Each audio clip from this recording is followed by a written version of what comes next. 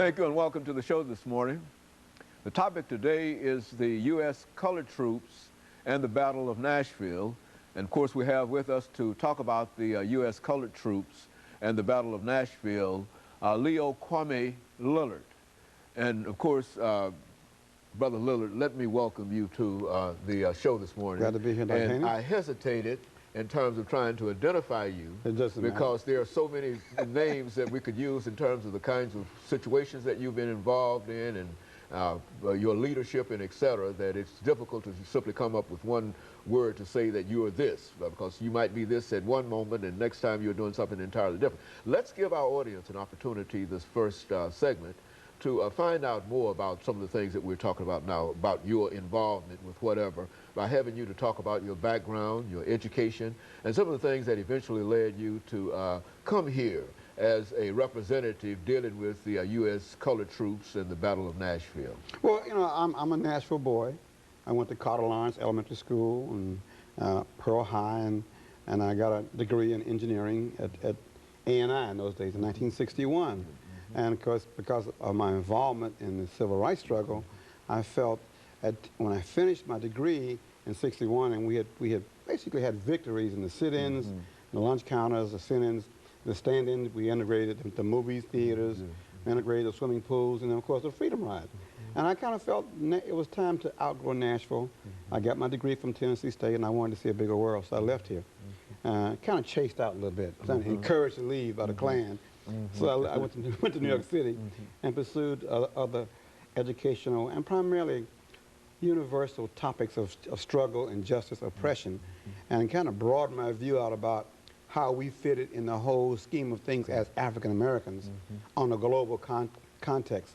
So I got kind of baptized into the radical Pan-African movement in Harlem by Malcolm X and James Baldwin and that whole 1960s intellectual international paradigm of struggle. And when I finished my degrees and had my children in New York City, I decided to come back home in '76. And when I came back home, of course, I was bristling with ideas and just running over with enthusiasm to continue the liberation struggle as opposed to the civil rights struggle. Now that might be very clear. Good. I'm way past civil rights, okay? I'm into liberation of human beings on the globe. There's a big difference in those concepts. So when I came back in '76, I needed to do something. I needed to use some of these skills at home, all this education, these 3 master's degrees I had. It's a lot of education. So I wanted to use it. So I began to search for a crucible, a vehicle in which to utilize some of these skills to continue the struggle here in Nashville.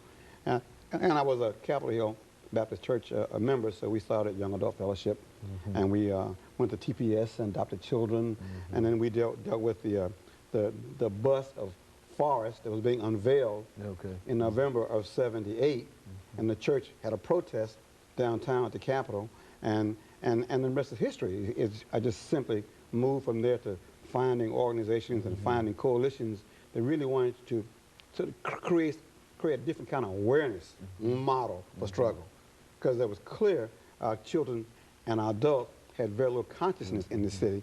They were very satisfied with living in Hendersonville or Antioch, and they were not looking at the oppression that was occurring on our children, particularly in the public schools, where they were not teaching black history.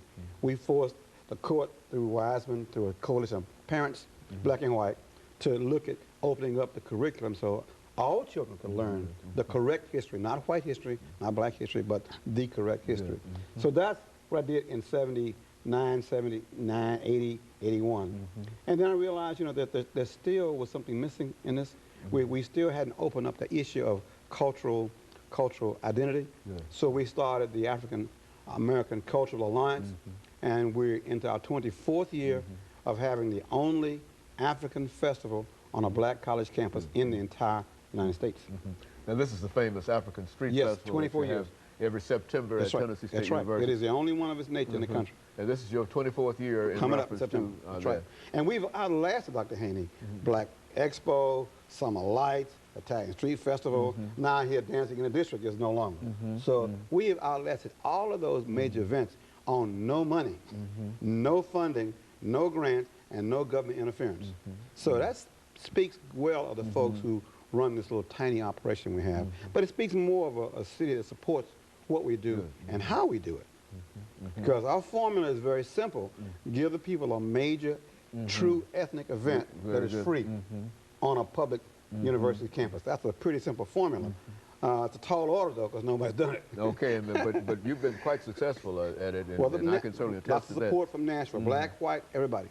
Very good. And, of course, let us make preparations for this first commercial break, Brother Lillard. Okay. And then we'll be back and talk about some of the aspects. And, of course, we'll be back with our audience following this very, very short commercial break.